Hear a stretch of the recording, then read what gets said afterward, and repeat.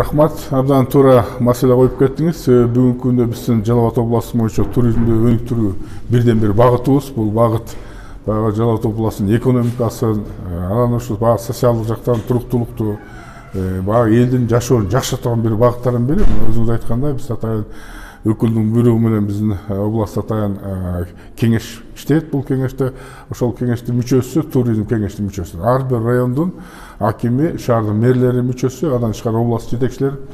Бул багытта мына бүгүн биз атайын ушул Аксы районунда чогулуп бүгүн координациялык кеңешме өтүп жатабыз. Бул жерде негизи биз 3 районду бириктирип, бир ушул жакын арада быйылкы жыл бир чоң форум өткүзүү деген оюбуз бар. Ушул биздин Жалал Абад областындагы мынакей Сары Челек, Падышатта, биякта биздин Ыдырыс Пайгамбар зыярат кылган жерлерибиз бар. Ушуларды биз элибизге жалпы эле сырткы чет өлкөлүк жарандарга ушуну жарыялап алып чыгып, ушул бир 3 район биригип алып, бир багыт иш апарат деген бир башыбыз бириктирип алып туруп, анан бир иш апарат деген бир чоң форум кеңешме өтүп атат. Кеңешмеде негизги максат бүгүнкү күндө биздин баягы сунуштарыбыз, 3 райондун сунуштары болот негизинен.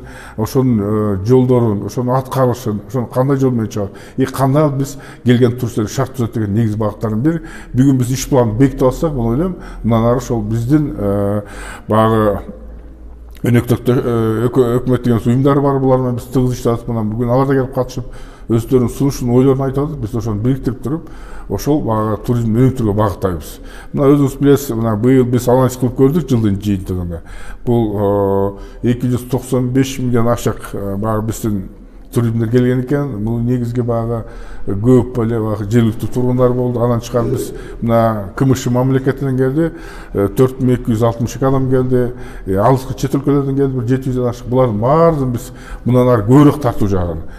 Ошол эле эмеде биз анализ кылып көрдүк. Ошол 37 миллион ашык, 37 миллион 505 миң акча түшүптүр. Бул ушу бир жылдагы.